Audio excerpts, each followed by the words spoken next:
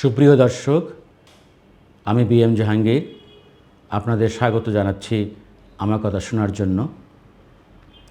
যারা এই মুহূর্তে মূল্যবান সময় ব্যয় করে আমার ভিডিও দেখছেন তাদের প্রতি বিশেষভাবে কৃতজ্ঞ। মূলত এই অনুষ্ঠান থেকে আমি জাতীয় গুরুত্বপূর্ণ পত্রিকা এবং নিউজ পোর্টালে প্রকাশিত জনগুরুত্বপূর্ণ সংবাদের মধ্য থেকে দু একটি গুরুত্বপূর্ণ বিষয় নিয়ে আলোচনা করে থাকি, সংবাদের বিশ্লেষণ করি। আমি আমার মতো করে নিরপেক্ষ দৃষ্টিতে আপনারা যা চিন্তা করেন, যেভাবে চিন্তা করেন সেভাবে করার চেষ্টা করি। তো আজ আমার সামনে বণিক বার্তা পত্রিকা, এটি মূলত অর্থনীতি বিষয়ক তারা নিউজ করেন। তারা আজ পত্রিকার প্রধান শিরোনাম করেছে, যাকে আমরা সাংবাদিকতার ভাষায় বলি যে লিড নিউজ। 15 বছরে আওয়ামী সরকার ঋণ করেছে 15.5 লাখ কোটি টাকার বেশি, আর এই সময়ে দেশ থেকে পাচার হয়েছে প্রায় $150 বিলিয়ন, বা প্রায় 15,000 কোটি টাকার উপরে। তো এই সংবাদে আমরা একটু চোখ বুলায় দেখি, যখন এই আওয়ামী লীগ সরকার আজ থেকে 16 বছর আগে ক্ষমতায় এসেছিলেন, তখন 2009 সালে শেখ হাসিনা যখন ক্ষমতা গ্রহণ করেন, তখন সরকারের ঋণ স্থিতি ছিল মাত্র 2,76,830 কোটি টাকা। তো সেই হিসাবে আওয়ামী লীগের 1.5 দশকের শাসনামলে সরকারের ঋণ স্থিতি 15,58,206 কোটি টাকা বেড়েছে, যা সরকারের মোট ঋণের প্রায় 85%। আরেকটা হলো উদ্বেগজনক তথ্য, সরকার যখন দায়িত্ব গ্রহণ করে 2009 সালের 6 জানুয়ারি, তখন ওই বছরের 31 ডিসেম্বর পর্যন্ত দেশের ব্যাংক খাতে খেলাপি ঋণের পরিমাণ ছিল মাত্র 22,482 কোটি টাকা।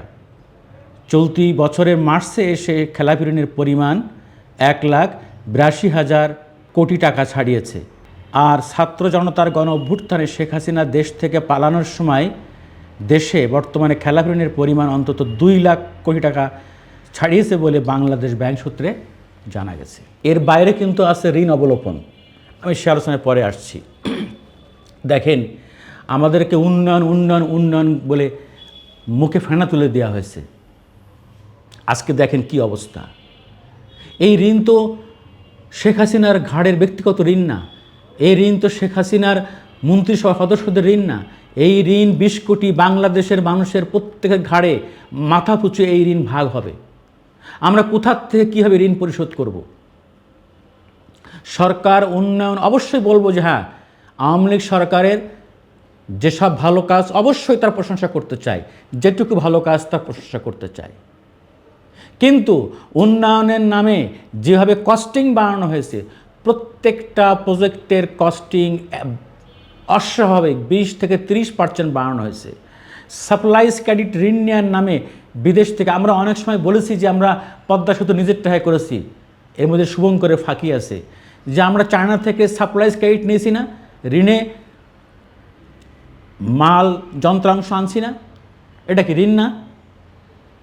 আমরা প্রত্যেকটা এই যে মেট্রো রেল বলেন, এই যে এলিভেটেড এক্সপ্রেসওয়ে বলেন, আরও যত যত মেগা প্রজেক্ট হয়েছে, আপনারা খবর নিয়ে দেখেন, অনুসন্ধান করে দেখেন যে প্রত্যেকটা প্রজেক্টের কস্টিং কীভাবে বাড়ানো হয়েছে। কস্টিং বাড়ানো মানে দুর্নীতি। এই যে এখানে বলা হয়েছে যে প্রায় 15,000 কোটি টাকা বিদেশে পাচার হয়েছে, এই টাকা কারা নিয়ে গেছে, কিভাবে নিয়ে গেছে? আমার স্পষ্ট মনে আছে, যখন আমাদের যমুনা গ্রুপের প্রয়াত চেয়ারম্যান নুরুল ইসলাম বাবুল সাহেব বেঁচে ছিলেন, উনি তখন কিন্তু যুগান্তরে একটি সংবাদ সাহসের সঙ্গে করেছিলেন কিভাবে টাকা পাচার হয় বাংলাদেশ থেকে। তার পুরো তথ্যটাই দৈনিক যুগান্তরে বিস্তারিত প্রকাশিত হয়েছিল, চরম ঝুঁকি নিয়ে, যে ব্যাংকের মালিকরা, খোদ ব্যাংকের মালিকরা জড়িত এই টাকা পাচারের সঙ্গে। এক একজনের 4টা-5টা করে ব্যাংক। এক ব্যাংকের মালিক আর এক ব্যাংক থেকে লোন নেয়, কাজের বুয়ার নামে বেনামি ঋণ নেওয়া হয়েছে। প্রথমে ঋণ নেওয়ার চালাকি, প্রথমে ঋণ নেয় সে একটা প্রজেক্ট দেখায়, ভুয়া প্রজেক্ট দেখায় ঋণ নেয় 150 কোটি টাকা, 200 কোটি টাকা। সেই ঋণটা নেয় বেনামি ঋণ। প্রথমে 1-2 কিস্তি দেওয়ার পরে এটাকে খেলাপি দেখায়, একটা পর্যায়ে এসে ঋণ অবলোপন করে দেওয়া হয়। ব্যাংক মালিকরা জড়িতের সাথে এই টাকা সব বিদেশে পাচার করা হয়েছে।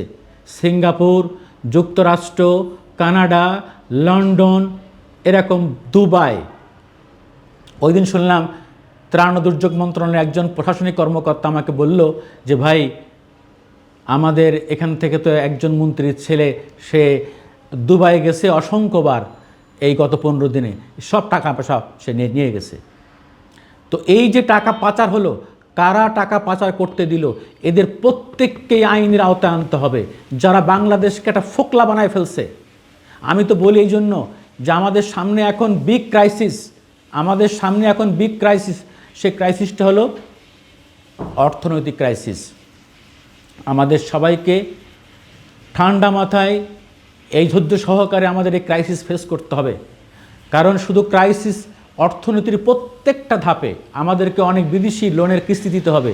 আমাদের এখন রিজার্ভ নেমে এসছে $20 বিলিয়ন নিচে, আর ব্যবহারযোগ্য রিজার্ভের পরিমাণ 15 থেকে 16 বিলিয়ন ডলার।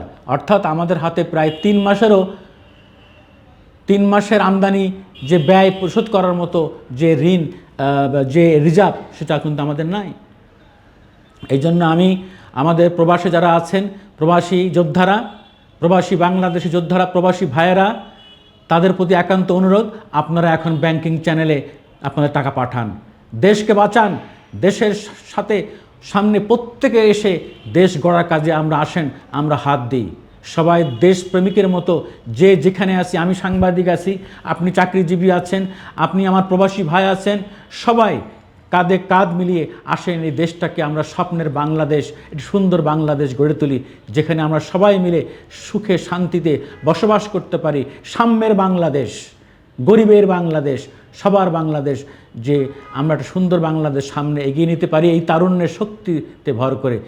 তা না হলে আমাদের এই যারা এই তারুণ্য, এই ছাত্র জনতার যে গণ অভ্যুত্থানে যারা প্রাণ দিয়েছে, রক্ত দিয়েছে, বুকে তাজা রক্ত রাজপথে ঢেলে দিয়েছে, তাদের সাথে চরম বেইমানি করা হবে। আমরা কেউই চাই না বেইমানি করতে, যে যেখানে আসি। এবং যারা, আমি আবারও বলি, যারা এই অর্থনীতি দুর্বৃত্ত, এদের কারো ক্ষমা নেই। এদের বাংলার মাটিতে প্রত্যেকের বিচার হবে, এই ব্যাংকদের, যারা ব্যাংকে ফোকলা বানিয়ে ফেলেছে। ধন্যবাদ। আজ এ পর্যন্তই।